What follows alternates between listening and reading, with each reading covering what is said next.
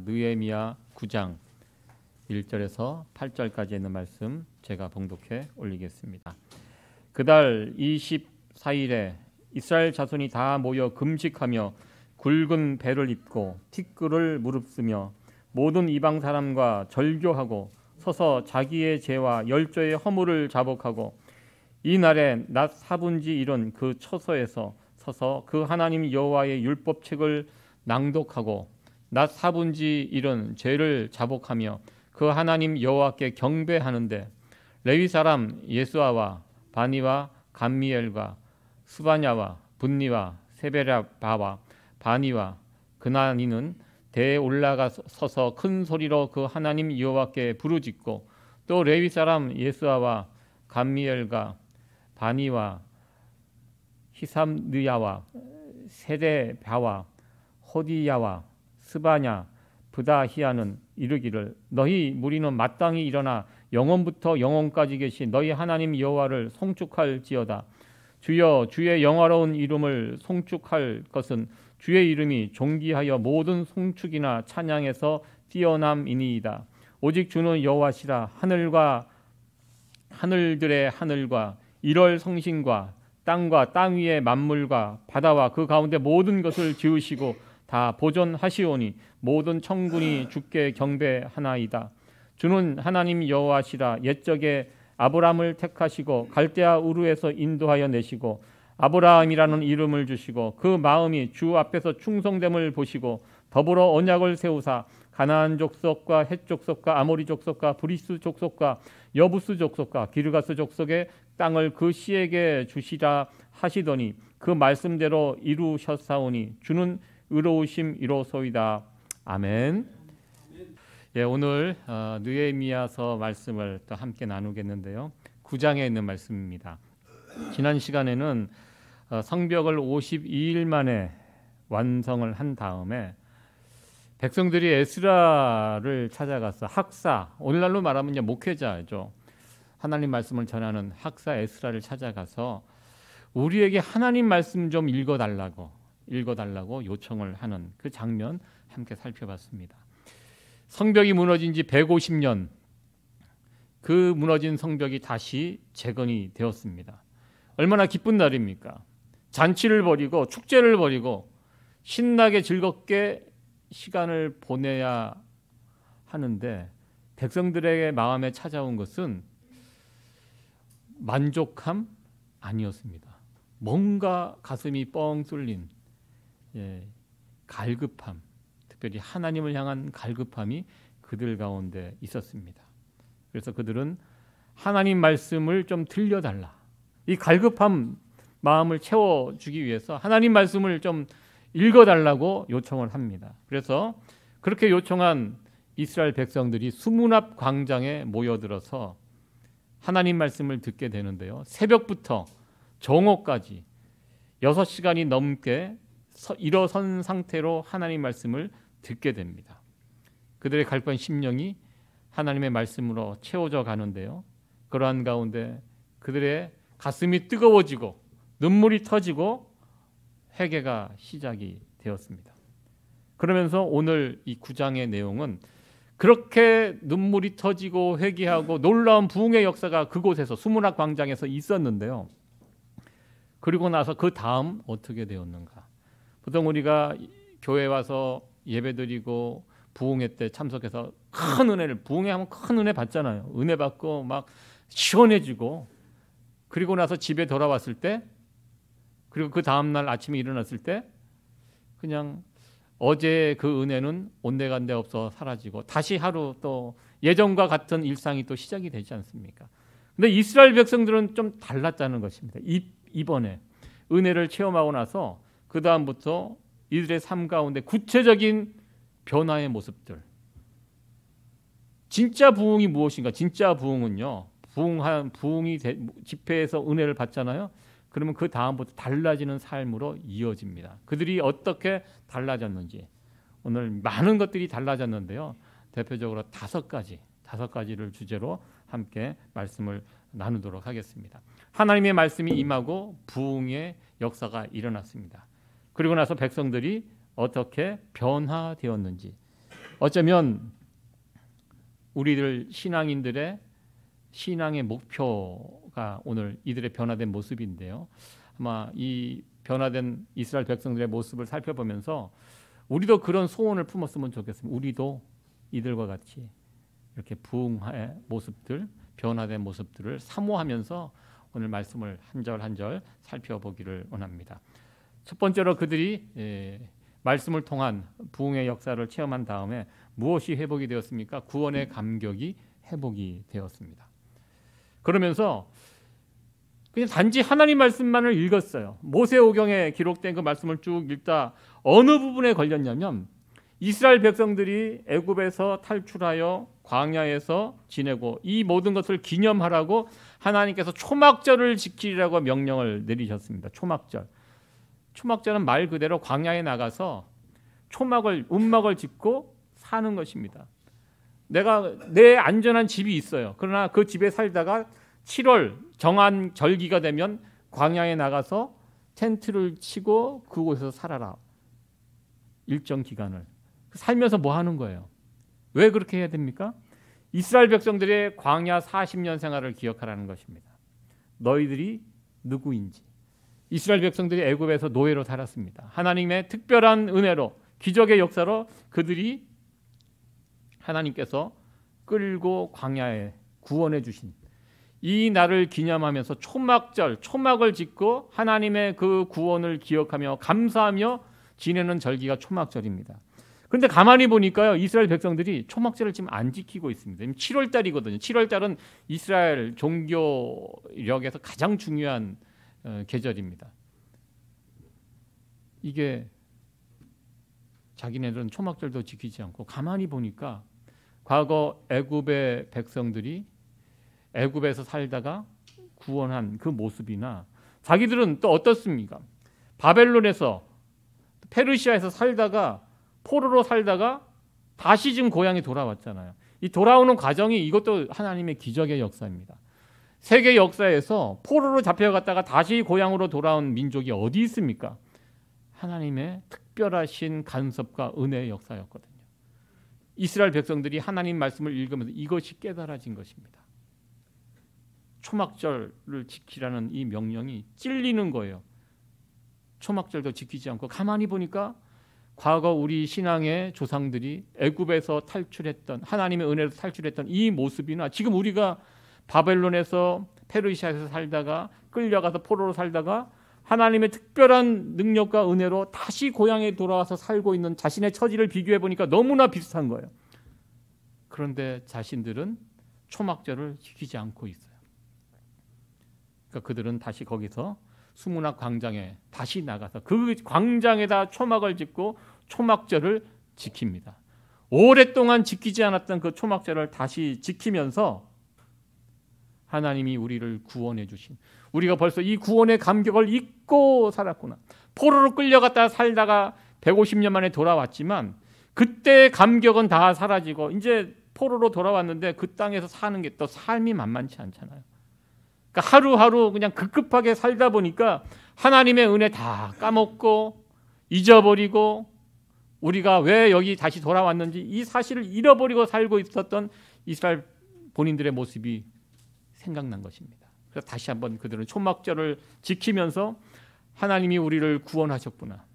그 큰 은혜로 우리를 새롭게 하셨구나. 이것을 기억하면서 그들은 그 자리에서 구원의 감격을 다시 회복하게 되었습니다. 여러분들에게는 이 구원의 감격 어떠하십니까? 구원의 감격, 이 감격이 여러분에는 있으십니까? 우리도 살다 보면, 정신없이 살다 보면 내가 하나님의 구원받은 백성이라는 사실을 잠깐씩 잃어버리고 살아갑니다. 그렇다면 우리가 어떻게 하면 구원의 감격 가운데서 날마다 살아갈 수 있을까? 이 부분을 생각을 해봅니다. 여러분들 구원의 감격이라는 것은요, 갑자기 어느 날 잠을 잘 자고 일어나면 구원의 감격이 막 생기는 거 아닙니다. 꿈속에서 막 구원의 감격이 다시 회복되는 거 아닙니다. 맛있는 음식 잘 먹고 나면 구원의 감격 일어나는 거 아닙니다. TV 연속극 드라마 재밌게 보고 난 다음에 구원의 감격이 나타나는 거 아닙니다. 언제 우리가 다시 구원의 감격이 회복이 됩니까? 이스라엘 백성들이 하나님의 말씀을 들을 때 깨닫게 되고요. 구원의 감격을 다시 회복했습니다. 하나님의 말씀을 오늘도 동일합니다. 하나님의 말씀을 내가 읽을 때, 들을 때, 암송할 때, 하나님의 말씀이 내 속에 들어와서 역사할 때 다시 한번 구원의 감격이 우리 가운데 회복이 될 수 있습니다. 구원의 감격은요, 하나님의 말씀과 떨어져 있지 않습니다. 연결되어 있습니다. 여러분들 구원의 감격을 맛보고 싶으십니까? 그러면 여러분들 하나님 말씀 가까이 하십시오. 여러분들 하나님 말씀 읽으세요. 하나님 말씀 암송하세요. 그러면 매일매일 구원의 감격 속에서 살아갈 수 있습니다. 이스라엘 백성들은요, 구원의 감격을 회복하였습니다. 두 번째로 하나님의 말씀이 임하고 부흥의 역사가 일어났을 때 그곳에 나타난 모습은 회개의 역사입니다. 이스라엘 백성들은 행사가 끝났어요. 오늘 1절에 보면 24일이라고 날짜를 밝히고 있습니다. 이게 1일부터 시작하는 행사입니다. 그리고 8일날 끝났어요. 끝났는데도 이들은 집에 돌아가서 이게 이제 마음이 해결이 되지 않는 거예요. 그러면서 계속 보면 1절에 보면 이스라엘 자손이 다 모여 금식하여 굵은 배를 입고 티끌을 무릅쓰고 회개할 때, 하나님 앞에 나가 회개할 때 이스라엘 백성들은 저렇게 회개를 합니다. 밥을 금식하고 굵은 배를 입고, 배라는 것은 사람이 장사 지낼 때 입는 옷입니다. 그리고 티끌을 날리면서 나는 무익한 사람이라고, 하나님 앞에 죄인이라고 그들은 그렇게 가슴을 치면서 회개를 하였습니다. 참 귀한 모습입니다. 하나님의 말씀이 임하고 부흥의 역사가 일어나면 그 다음에 따라오는 것은 회개의 역사입니다. 회개. 1907년도 한국에 있었던 대부흥의 역사는요, 평양 대회개 역사에서부터 시작이 되었습니다. 그때 당시 평양에 4개의 교회가 연합해서 연합 집회가 열렸습니다. 한 2천여 명이 그 집회에 모여서 은혜를 받고 있었는데요. 근데 이번 집회는 다른 집회와 달리 너무나 집회가 냉랭하였습니다. 영적으로 생기가 없고 성령님이 이곳에 계신지 안 계신지 확신할 수도 없고 모여있는 사람들이 모두가 답답해하고 있는 상황이었습니다. 그러는 가운데 집회 마지막 날이 되었습니다. 그때 길선주 장로님께서 그 회중들 앞에서 일어서서 그런 고백을 합니다. 왜 이번 집회가 이렇게 은혜가 없이 매갈이 없이 이렇게 점점 끝나가고 있는가? 이 모든 책임은 나에게 있습니다. 그러면서 자신의 죄를 사람들 앞에서 공개적으로 오픈을 합니다. 길선주 장로님이 저지른 죄가 무슨 죄였습니까? 자신의 친한 친구가 임종하면서 이 길선주 장로님에게 부탁을 했습니다. 내가 죽거든 내 아내를 잘 돌봐달라고. 저 아무것도 모르는, 세상 물정을 전혀 모르는 제 아내인데 내가 눈을 감고 나는 천국 가면 좋은데 내 아내 생각하니까 너무 걱정이 되니까 자네가 내 아내를 잘 신경을 써주고 돌봐주게나, 이렇게 부탁을 하고 임종을 했다고 합니다. 그런데 그런 부탁을 받았는데 지난 1년 동안 친구의 재산을 관리해 주면서 그 재산의 일부를 이 장로님이 착복을 했다고 고백을 했습니다. 큰 소리로 그 회중 앞에서 내가 이러이러한 죄를 저질렀습니다. 그러면서 진정으로 회개하고 눈물로 고백하면서 이제 날이 밝으면 당장 달려가서 그동안 착복한 그 돈을 그 친구 아내에게 돌려주겠습니다. 이렇게 고백을 했습니다. 그러니까 이 고백을 듣고 그곳에 모여있는 회중들이 어떤 반응을 보였습니까? 아니, 교회 장로가 되어서 그런 나쁜 짓을, 손가락짓을 했을까요? 아닙니다. 그곳에 모여있는 모든 사람들이 다 같이 가슴을 치면서 장로님만 그런 거 아니에요. 저도 그러합니다. 저도 그런 사람입니다. 저도 이런 잘못을 저질렀습니다. 그러면서 너도 나도 일어나서 자신의 죄를, 허물들을 고백을 합니다. 거기서부터 평양 대부흥 운동이 시작이 되었습니다. 늘 회개하는 거 굉장히 중요합니다. 도대체 무슨 잘못을 저질렀길래 그렇게 회개를 해야 합니까? 이렇게 반문할 수도 있습니다. 왜냐하면 그래도 교회 다니는 분들이 착합니다. 그렇지 않습니까? 여러분들 교회 다니는 분들 착하시죠? 동의 안 하시는 분들도 있는 것 같은데요. 아닙니다. 물론 이상한 사람들도 있습니다. 그러나 대체적으로 교회 다니시는 분들이 착합니다. 그런데 왜 자꾸 교회 다니는 사람들 보고 회개하라고 합니까? 우리가 세상 사람들과 비교하면 상대적으로 더 낫습니다. 이 모양 저 모양 살펴보면 우리가 낫습니다. 그런데요, 우리는 세상 사람들과 비교하는 것이 아니에요. 특별히 하나님 말씀이 임하면 하나님의 기준에 우리가 서게 됩니다. 세상 사람들 속에 있으면 회개할 것이 없어요. 우리가 뭐가 잘못했습니까? 저 사람들도 다 우리보다 더 그렇게 살고 내가 오히려 더 낫는데 뭘 돌이키고 회개합니까? 그런데요, 하나님 앞에 서면, 하나님 말씀 앞에 서면 나의 허물이 보이기 시작합니다. 거룩하신 하나님, 완전하신 앞에 서면 누가 하나님 앞에 똑바로 설 수 있습니까? 여러분들 복음서에 보면 예수님을 제대로 만나는 사람들 그 반응을 보세요. 베드로, 처음에 예수님이 어떤 분인지 몰라서 함부로 대하다가 예수님이 보통 분이 아니고 정말로 하나님의 아들이라는 이 사실을 발견했을 때는 어떻게 됩니까? 바짝 엎드립니다. 죄인이 되는 겁니다. 바로 난 죄인이에요. 내 곁을 떠나소서 부탁하지 않습니까? 이것이 하나님을 만난 사람들의 반응입니다. 이사야 선지자가 성전에 가서 하나님을 만났을 때 나는 입술이 부정한 자라고 하나님 앞에서 자복하지 않습니까? 이게 하나님을 만난 사람들의 정확한 반응입니다. 하나님을 만나면 어떻게 됩니까? 회개가 일어납니다. 나의 허물과 나의 못난 부분들이 드러나게 됩니다. 그래서 우리는 하나님의 말씀이 우리 가운데 임하게 되면 어떻게 됩니까? 회개하게 됩니다. 우리가 예배 시간에 첫 순서가 회개의 기도입니다. 우리가 하나님을 만날 때 그냥 만날 수 없습니다. 하나님 앞에 서면 우리의 허물들을 다 정리하고 회개하고 돌이키고 하나님 앞에 나가야 합니다. 그리고 용서함 받고 그리고 새 출발하게 됩니다. 이 과정이 필요합니다. 우리가 매 주일마다, 왜 우리가 매번 주일마다 예배마다 회개의 기도를 해야 합니까? 이렇게 반문할 수 있지만 아닙니다. 우리는 하나님 앞에 나아갈 때 그리고 매일매일 회개하고 돌이켜야 합니다. 우리가 하나님 말씀이라는 분명한 기준을 붙들고 우리가 살고 있는데요. 이 말씀을 붙들고 여러분들 매 순간순간마다 돌이키고 회개하면서 하나님 앞에서 살아갈 수 있는 그런 성도 여러분들 되어지기를 간절히 축원합니다. 회개하면요, 하나님이 은혜를 부어주십니다.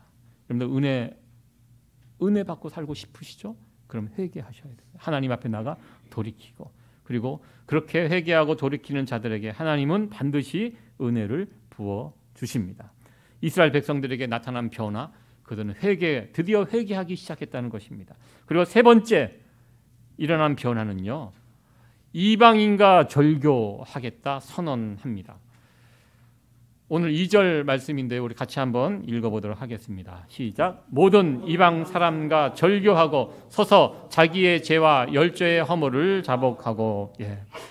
모든 이방 사람과 절교한다. 좀 굉장히 강한 표현인데요. 절교한다, 단절한다. 이게 무슨 의미입니까? 이스라엘 백성들이 들어가 살았던 이 가나안 땅은요, 비어있는 땅이 아닙니다. 이미 살고 있었던 사람들이 있었습니다. 오늘도 본문에 보면 가나안에 살고 있던 7 족속들의 이름이 쭉 나옵니다. 하나님은 그들을 다 멸하라고 했지만 그렇게 하지 못했습니다. 그래서 결국 이방인들과 그 땅에서 함께 살고 교제하고 그렇게 지냈는데요. 살다 보니까 자연스럽게 하나님을 모르는 백성들과 어울려서 살게 되고 시집도 가고 장가도 가고 섞이게 되었습니다.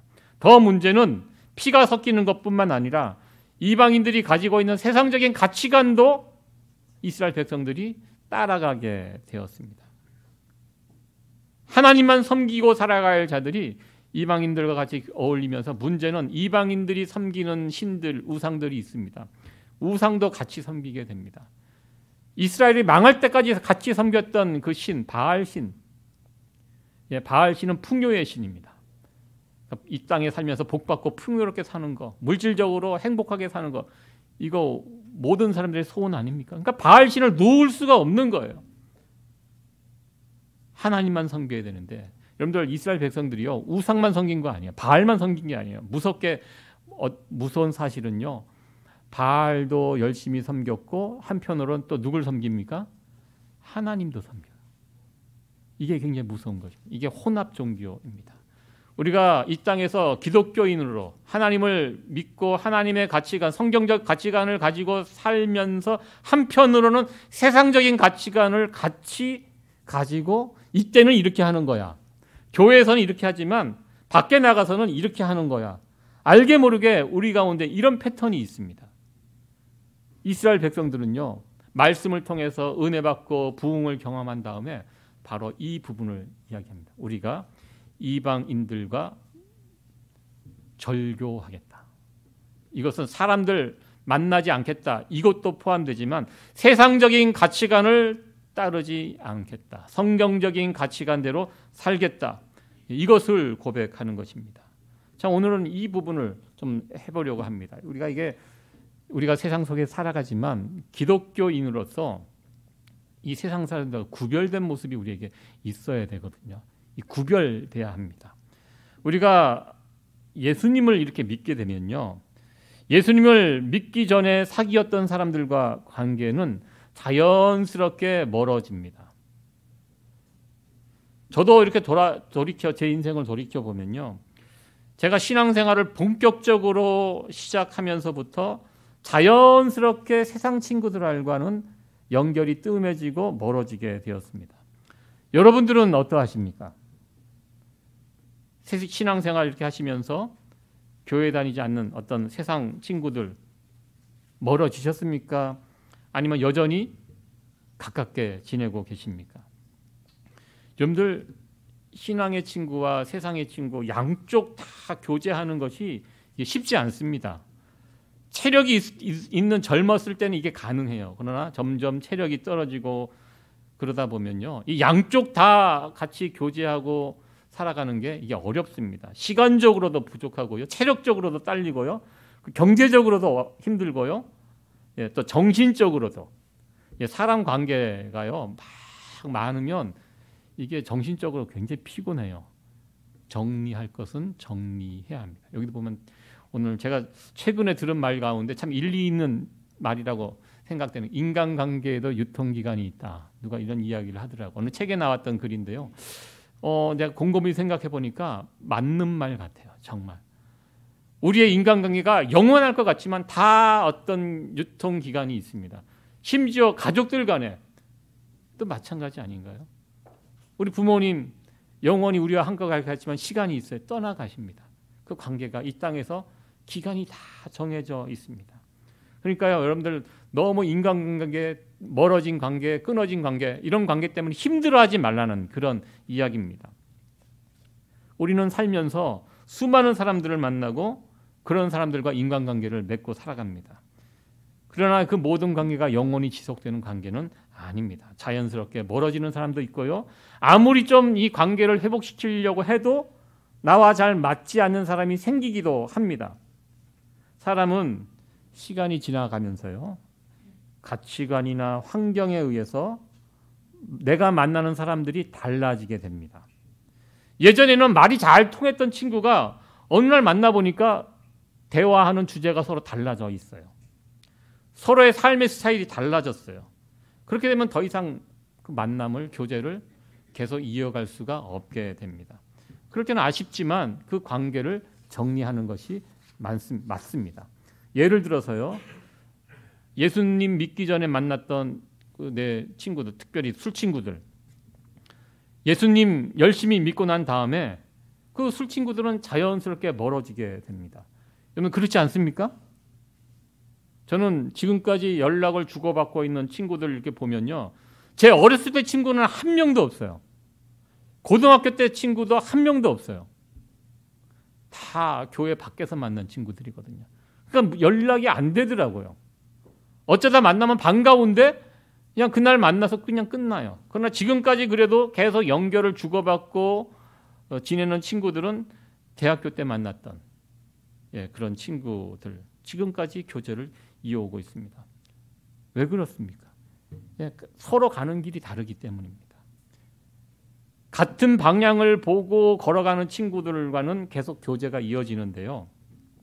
그렇지 않은 친구들을 자연스럽게 끊어지게 됩니다. 여러분들 독신 생활을 정리해야 결혼 생활로 이어질 수 있습니다. 결혼 생활하면서 독신 생활의 모습을 버리지 못하면 그 결혼 생활 가능하겠습니까? 단절해야 합니다. 단절하는 부분들이 필요하다는 것입니다. 우리가 신앙생활을 정말 잘 하기 위해서는요. 이방인들과 세상적인 가치관들과 오늘 말씀처럼 절교해야 합니다. 그리고 그렇게 세상 친구들 단절하고 절교하고 정리하고 그렇다고 그 사람 앞에서 난 오늘부터 너와 절교야 이렇게 얘기하지 마십시오. 그거 아니에요. 천천히 멀어지게 됩니다. 연락 안 하고 그러다 보면 끊어지게 됩니다. 그 세상 친구들 단절하면요. 교회 안에서 성경을 함께 읽는 그런 친구들, 신앙의 친구들 만나게 되고요. 또 그걸 통해서 또 교제가 시작이 됩니다. 여러분들 모든 사람들 다 만날 필요 없습니다. 특별히 이제 우리 신앙에 필요한 사람들, 그런 사람들 만나고 교제하고 그런 사람들과 같이 시간을 보낼 수 있는 이런 성도들이 되시기를 간절히 바랍니다. 이스라엘 백성들이요. 하나님 말씀 읽고 은혜 받고 부흥하고 나서 내가 그동안 이 세상적인 가치관, 세상 사람들 단절해야 되겠다. 이런 결단이 있었다는 거. 우리도 이런 귀한 모습이 우리도 또 참고해야 할 모습이 아닌가 생각을 해봅니다. 그리고 네 번째입니다. 네 번째. 이들이 말씀을 통한 부흥을 경험한 다음에 무엇이 바뀌었습니까? 예배가 달라지게 됩니다. 예배가 새로워지게 됩니다. 여기 보면 하나님 여호와께 경배한다라는 이 경배한다, 예배하는 것입니다. 우리 신앙생활 가운데 가장 중요한 거 여러 가지가 있지만 가장 중요한 거 하나 꼽으라면 뭐겠습니까? 우리 신앙생활 가운데 가장 중요한 거 저는 예배라고 생각합니다. 왜? 하나님께서 우리를 창조하실 때 뭐라고 말씀하셨습니까? 이 백성은 나를 예배하기 위해서, 찬송하기 위해서 지었다고 말씀하셨습니다. 그러니까 우리는 다 기본적으로 이 땅에 온 목적, 예배자로 하나님께서 예배자로 우리를 부르셨습니다. 이 예배, 그러니까 이 말씀을 통한 부흥의 역사가 일어났을 때 이들에게 일어난 변화 가운데 하나가 바로 예배가 새로워지는 것입니다. 우리는 그동안 너무나 많은 예배를 드립니다. 너무나 많은 예배를 드리다 보니까요. 예배에 대한 감격이 자꾸 식어집니다. 지난주 드린 예배 이번 주 또 드리고요. 늘 하던 대로 예배를 드리고 그러다 보니까 예배에 대한 그 열정, 그 은혜 이것이 자꾸 사라지는 것 같습니다. 그러니까 이것을 우리가 주의해야 합니다. 어떻게 하면 우리가 이 예배를 뜨겁게 새롭게 드릴 수 있을까? 이 부분에 대해서 고민해야 되는데요. 오늘 말씀해 보니까 하나님의 말씀이 내 속에 역사하니까 다시 예배가 살아났다는 것을 우리가 볼 수가 있습니다. 저는 제 인생 가운데 가장 뜨겁게 예배를 드렸던 때가 언젠가 제 인생을 이렇게 돌아보니까요. 저는 군에 처음 가갖고 처음 군에 있는 교회에 가서 드렸던 예배가 제일 뜨겁게 드렸던 예배라고 기억이 됩니다. 사회생활 하다가 학교 다니다가 군에 가서 예배를 생활을 하는데요. 생각보다 힘들었습니다. 저는 군대가 처음에 그렇게 힘든지 모르고 별 생각 없이 갔다가 이 진짜 내가 여기서 27개월, 30개월 어떻게 버틸까? 하루 딱 잡으니까요. 이게 견적이 나오더라고요. 여기는 진짜 사람이 있을 때가 못 되는구나. 그래서 제 인생을 돌아보면서 그때 6주간 교육대 훈련을 받으면서 나올 때 어떤 마음으로 나오냐? 내가 여기서 6주를 견뎠는데 세상에 나가서 못할 게 뭐가 있겠느냐? 이런 자신감이 생겼습니다. 그만큼 그 6주간의 훈련이 저에게는 힘들고 아주 저에게 굉장히 중요한 그런 시간이었는데요.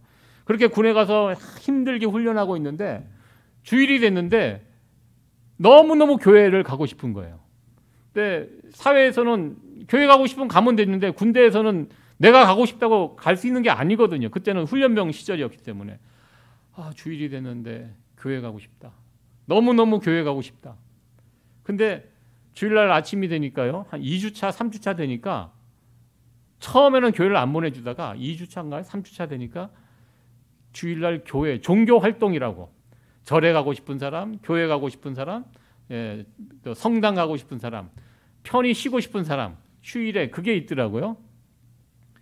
그래서 교회 가고 싶다고 손들고 교회에 이제 갔습니다. 교회 가서 같은 병사들과 그때는 계급장이 없던 시절입니다. 교회 의자만 봐도 너무 반가운 거예요. 그 목사님, 성가대 그리고 찬송가를 부르는데 늘 불렀던 찬송가예요. 근데 찬송가를 부르는데 너무 찬송가가 좋은 거예요. 가사가. 그냥 부를 수가 없어요. 부르는데 막 눈물이 나요. 제가 여러분 아시다시피 제가 감정이 메마른 사람입니다. 저는 굉장히 냉정한 사람이거든요. 잘 안 울어요. 울어도 몰래 가서 울지 사람들 앞에서 안 울어요. 근데 이 찬송가를 부르는데 왜 그렇게 눈물이 나는지 나만 우는가 주변에 보니까 다 울고 있어요. 그만큼 힘들다는 거예요. 사람은 단순해요. 힘들면 고향 생각나고 부모님 생각나고 그냥 조금만 건드려도 울어요. 그 다 큰 남자애들이 거기서 찬송을 부르면서 울면서 그날 목사님이 어떤 설교를 했는지 전혀 생각나지 않습니다. 근데 그때 그 느낌, 감정 너무 벅찬 거예요. 내가 예배의 자리에 앉아서 지금 하나님을 예배하고 이 평소 예배 드리는 것이 얼마나 귀한 것인지 새삼 거기에서 이제 깨닫게 되었습니다. 제가 그때 그 경험을 잊지를 못해요. 여러분들 예를 들어서요. 암 수술을 하신 어느 분이 오랫동안 병상에 누워 계시다가 보통 그렇게 암 수술 연세 드신 분들 수술 받고 치료받다 그리고 주님 곁에 가시거든요. 근데 이분은 실제 있었던 분입니다. 암 수술을 힘겹게 받으셨어요. 키모 그 과정을 다 거치셨어요. 병상에 누워 계시다가 조금씩 회복이 되어서 몇 개월이 지난 후에 스스로 걸어서 지팡이를 짚고 교회에 나오셨어요. 그러면 그분이 그때 드렸던 그 예배 얼마나 감격스럽겠습니까? 아마 저와 같이 그 하나님의 집에 네 발로 걸어와서 의자에 앉아서 찬송을 부를 때 어떤 감정으로 찬송을 불렀겠습니까? 그 예배가 누가 와서 설교를 한들 무슨 의미가 있겠습니까? 그냥 그 자체가 감동이고 감격이고 눈물이고 감사고 쏟아지는 것이 아니겠습니까? 이스라엘 백성들에게 하나님의 말씀이 임하자 이 예배의 감격이 살아났다는 것입니다. 하나님의 말씀이 임할 때 나타나는 반응, 올바른 반응, 예배에 대한 열망입니다. 저는 우리 세이비어 교회에 드려진 이 예배 가운데 이런 열망과 이런 회복이 있어지기를 간절히 축원합니다. 마지막으로 하나님의 말씀을 통한 부흥의 모습은요. 하나님의 말씀이 임하게 되면 어떻게 됩니까? 하나님을 알고 싶어 합니다. 하나님을 더 알고 싶어 합니다. 여러분들 하나님 알고 계십니까? 알고 계시겠죠. 우리가 하나님 알기 때문에 여기 와서 예배를 드리고 있습니다. 그런데 우리 하나님, 우리 평생의 소원은요. 하나님을 더 알아가는 것. 이게 우리의 인생의 목표가 되어야 할 것입니다. 오늘 본문에 보면요. 6절, 7절에 보면 이들이 말씀이 임하니까요. 하나님에 대해서 어떤 분인지, 하나님이 어떤 분인지를 막 설명을 합니다. 여러분들 하나님이 어떤 분인지 설명하라고 그러면 여러분들 5분 이상 하실 수 있는 분 계십니까? 내가 만난 하나님, 나는 하나님, 누군가에게 하나님을 소개할 때 여러분들 5분, 10분 저야 목회자니까 뭐 30분, 1시간 할 수 있겠죠. 그냥 여러분 내가 체험한 하나님을 누군가에게 내가 알고 있는 하나님을 설명하실 때 얼마큼 하실 수 있겠습니까? 여러분들 신앙이 성장한다는 것이 무엇입니까? 내가 지금 기도를 얼마큼 하고 내가 기도를 얼마큼 더 잘하고 내가 주일 성수를 얼마나 잘하고 나의 성품이 예수님을 점점 닮아가고 이런 것이 우리의 신앙 잘하고 있는 것 증거가 아닙니다. 진짜 중요한 증거는 무엇입니까? 나의 신앙이 성장하고 있다는 그것이 무엇입니까? 하나님이 어떤 분인가를 경험하면서 살아가는 것입니다. 이것이 없다면 우리의 신앙 성장하는 것이 아닙니다. 내가 알고 있는 하나님, 1년 전에 알고 있는 하나님과 같다면 그분은 지금 신앙이 성장하고 있지 않은 것입니다. 우리의 자녀들이요, 우리 부모님을 알아가는데 시간이 생각보다 많이 걸립니다. 그 나이 때는 부모님 아는 것 같지만 좀 더 시간이 지나서 돌아보면 아, 부모님 이런 분이었구나, 이런 마음이었구나, 이것을 알게 됩니다.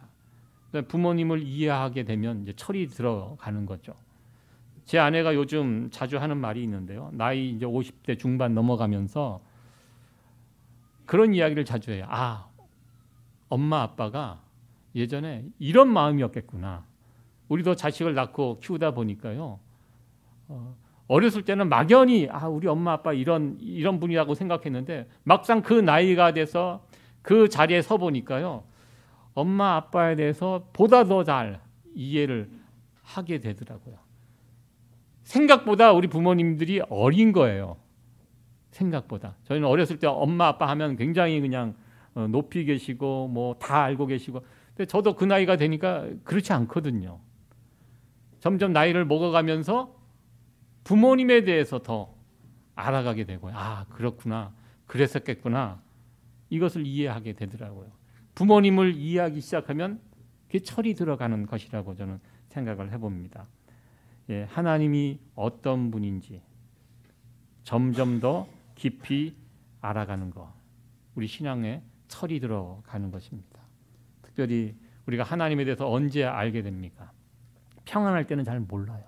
무슨 일이 생길 때, 이스라엘 백성들처럼 저런 큰 굵직굵직한 일들을 겪을 때, 고난을 겪을 때, 힘겨운 일들을 겪을 때, 그걸 통해서 세상 사람들은 그냥 단순히 고생하고 끝납니다. 그러나 우리는 고생하고 끝나지 않아요. 고난 중에 무엇을 봅니까? 이 고난을 통해서 역사하시는 하나님을 배워갑니다. 여러분들 하다못해 자녀들, 손자, 손주 감기라도 걸리면 여러분 어떻게 해요? 하나님께 기도하잖아요. 예, 무릎 꿇고 기도하잖아요. 그래서 낫잖아요. 그러면 하나님에 대해서 또 감사하고 또 그만큼 우리가 하나님에 대해서 아는 것입니다. 그러면서 우리의 신앙이 점점 더 철이 들어가는 것입니다. 저와 여러분들은 세월이 흘러갈수록, 시간이 갈수록 우리의 인생에서 이런 일 저런 일 겪을수록 그 일들을 통해서 하나님을 더 깊이 알아갈 수 있는 그런 성도 여러분들 되어지기를 간절히 축원합니다. 오늘 말씀을 정리하겠습니다. 하나님의 말씀이 임하였습니다. 그리고 그곳에 부흥의 역사가 나타났습니다. 그리고 그것으로 끝난 것이 아니라 집에 돌아가면서 구체적으로 그들은 삶 가운데 이런 부흥의 열매들, 부흥의 모습들이 나타났는데 5가지입니다. 구원의 감격을 회복하고요, 늘 하나님 앞에 나갈 때 회개하면서 살았고요, 세상과 구별된 모습으로 그들은 서 있었습니다. 그들 가운데 예배를 향한 사모함이 있었고요, 그리고 하나님을 알고자 하는 간절한 열망이 그들 가운데 있었습니다. 우리에게도 이와 같은 귀한 모습들이 풍성하게 나타나지기를 간절히 소원합니다. 하나님의 특별히 말씀을 사모하는 자들에게 이와 같은 은혜를 베풀어 주실 것입니다. 이 은혜를 사모하고 그리고 이 은혜를 누리면서 살아갈 수 있는 성도 여러분들 되어지기를 간절히 축원합니다. 아멘.